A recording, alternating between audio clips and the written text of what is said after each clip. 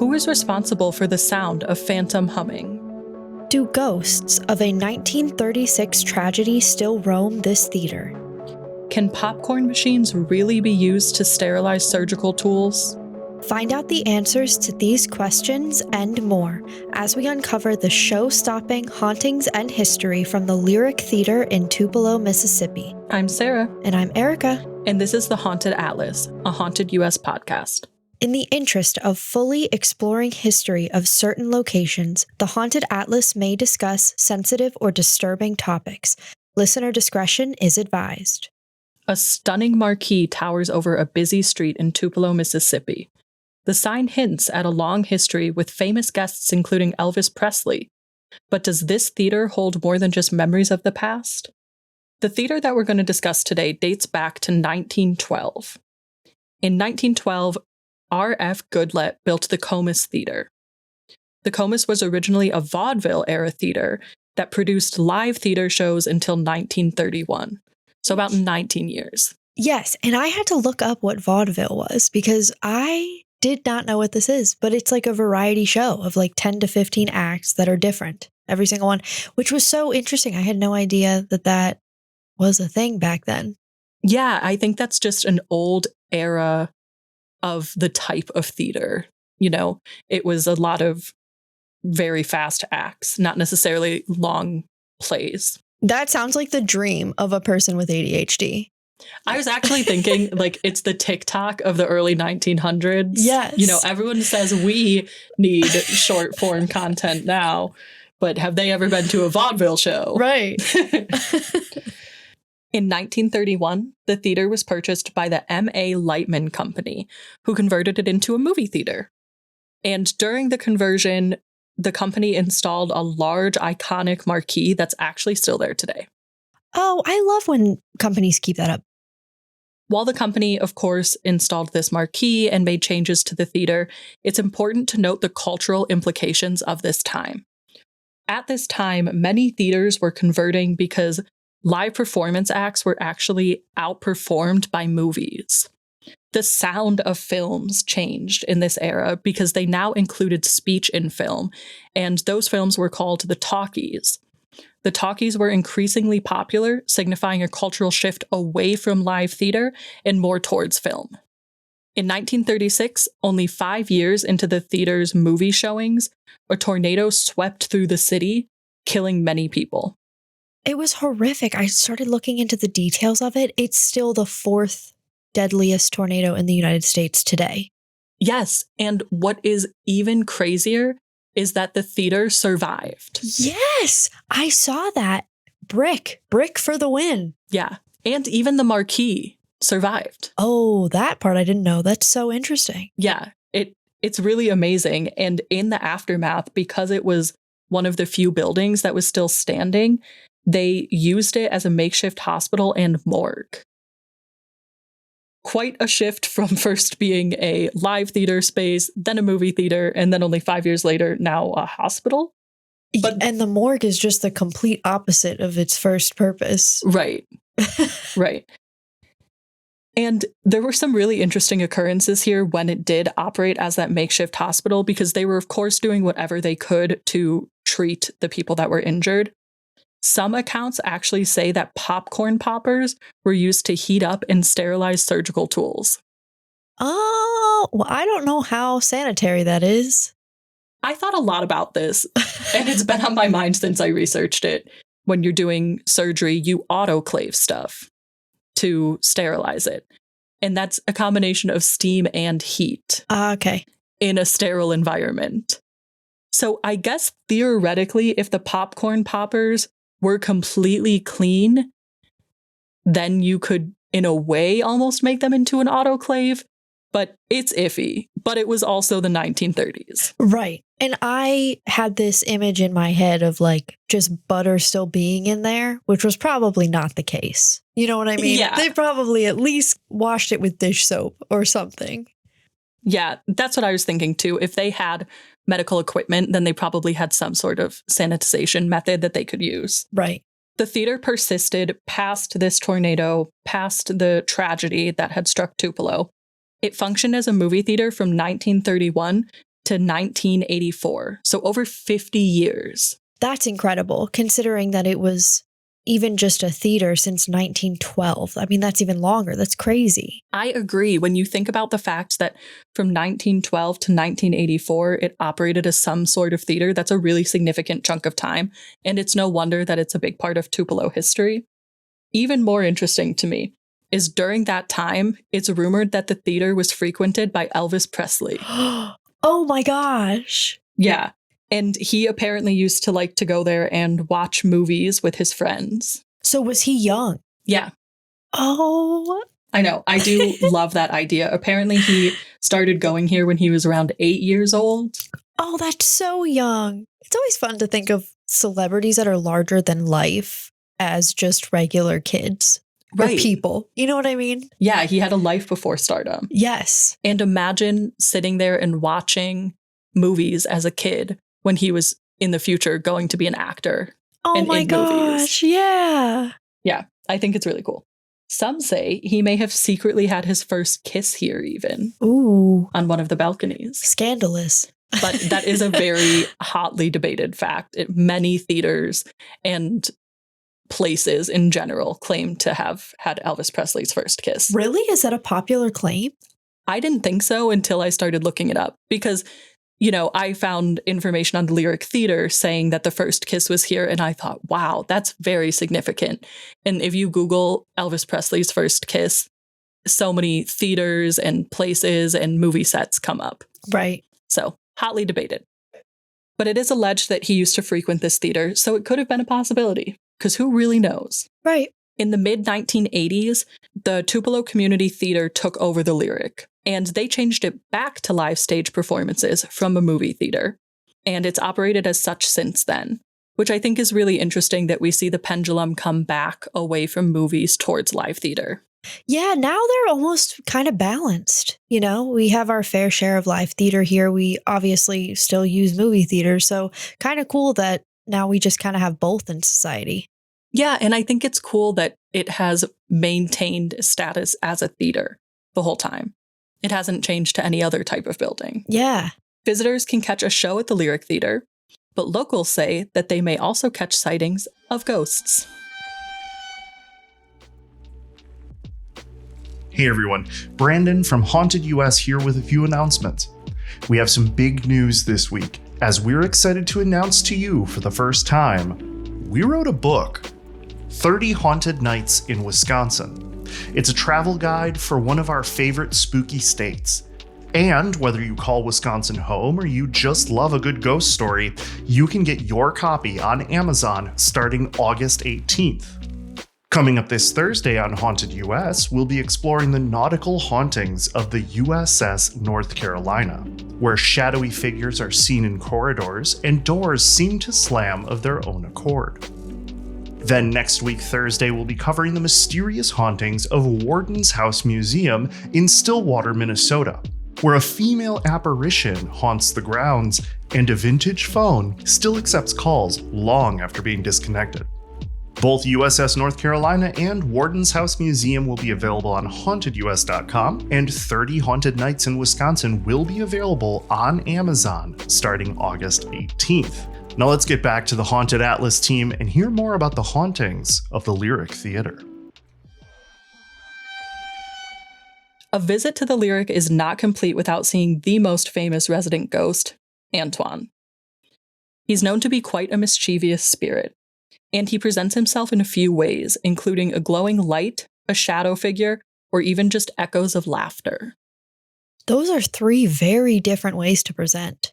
I agree, and it begs the question, is this all Antoine, or is it multiple different spirits? I wouldn't be surprised. I did look into Antoine just to see if there were any ties to living people, and I found nothing. It was almost like they had named the spirit, but not necessarily after anybody. Like it was almost like he was named after the activity.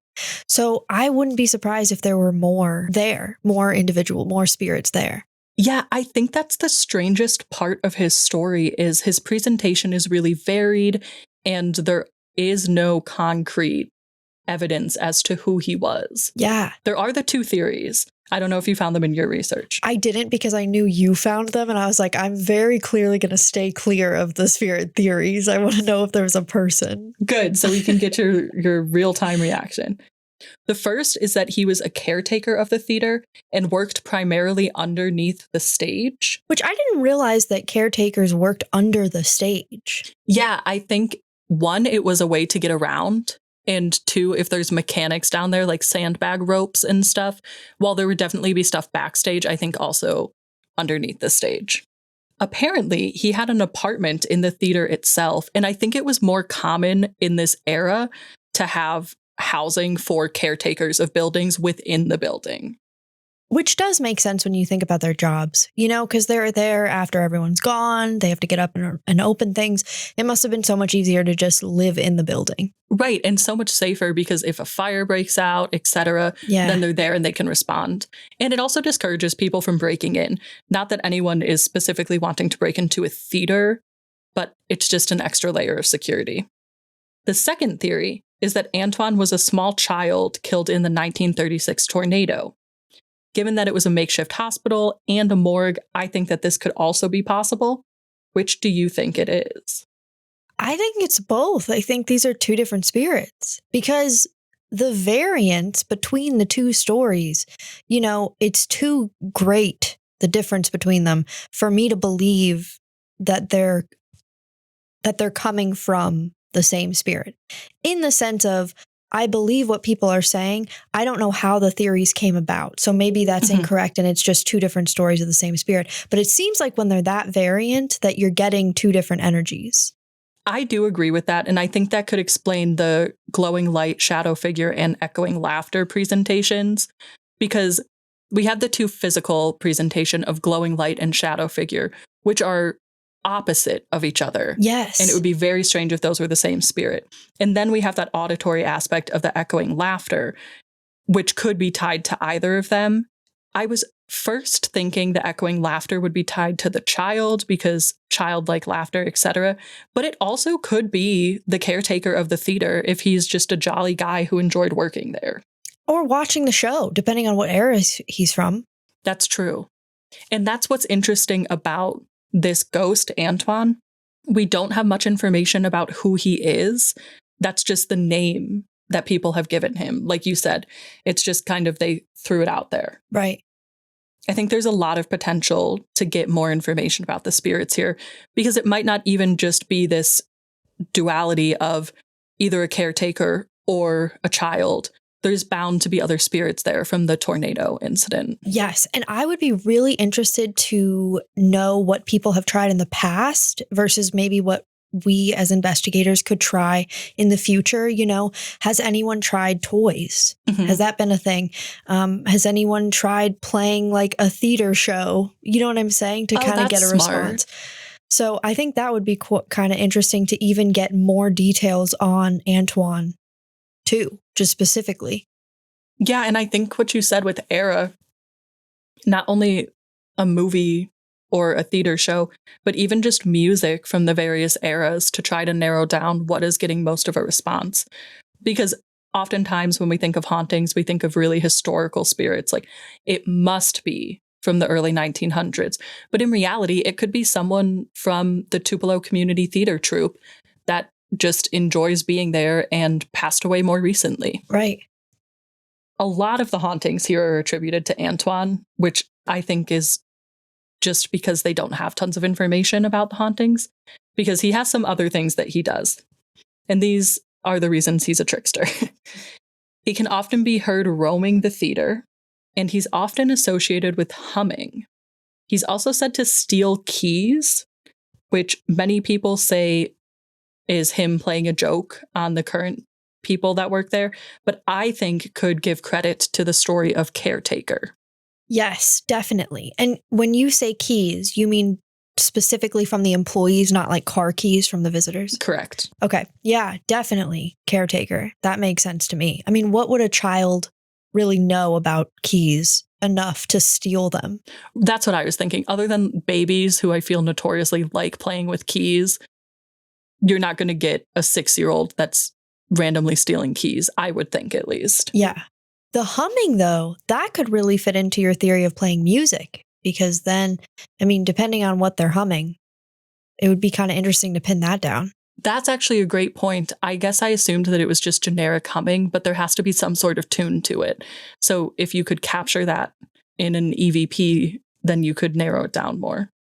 I think the footsteps and the roaming the theater is also so generic, it's hard to chalk that up to Antoine. Yes. That could be any spirit that's there. From any era, you know? It could be someone who just enjoyed the theater show and is sitting down watching the show. Yeah, and with theaters, it's so common to see people that were performers, or even when it's not live theater, if there was local movie stars or anything like that, that are either reliving their big break or are there because of positive energy. So I think it's not out of the realm of possibility that we have a small child or children from the tornado, a previous caretaker, and also performers. Yeah. There are also general hauntings of the theater, and one of the biggest reports is flickering lights. Now, I'm always skeptical about flickering lights, especially in old buildings, but I cannot imagine that a theater would allow lighting issues. Right. And whatever spirit is making the lights flicker could be imitating what happens at the beginning of the show. That's what I was thinking too. Yeah. It's a signal of like the lights are coming down. Right. Time to be quiet. Yeah, exactly. I think that is paranormal in nature. There are also reports of giggling, which is different than the laughter reports. The laughter that's reported is more of an echoing, booming sound, and the giggling is more playful.